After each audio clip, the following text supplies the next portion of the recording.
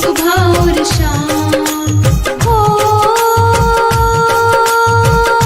केशव श्याम मेरे गिरधारी, करती हूँ मैं वंदना थारी। नाम तेरा नाम रटती सुबह और शाम, नाम तेरा नाम रटती सुबह और शाम।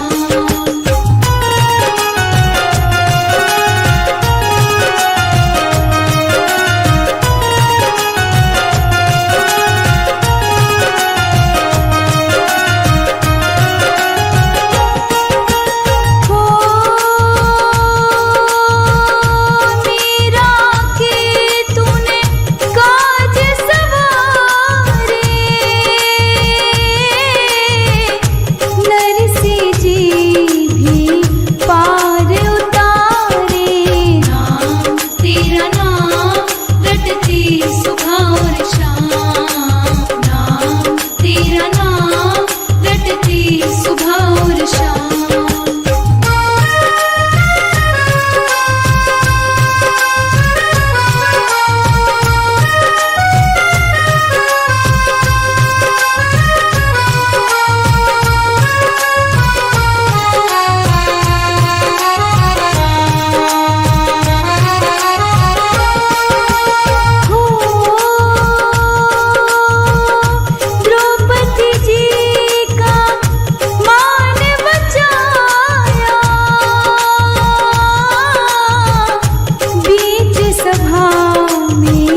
चीर बढ़ाया, नाम तेरा नाम रटती सुबह और शाम, नाम तेरा नाम रटती सुबह और शाम।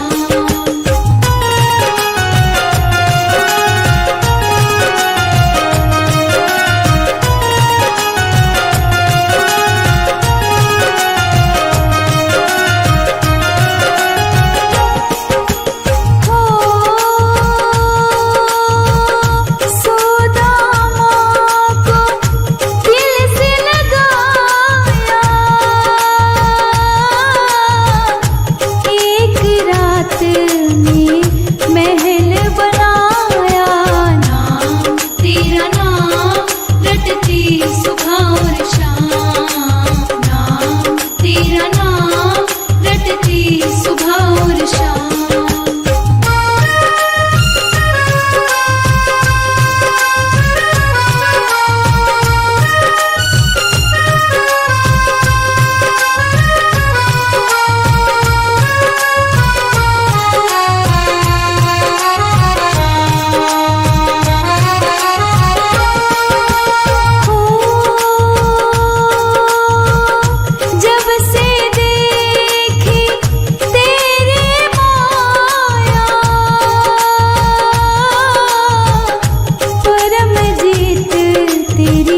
शरण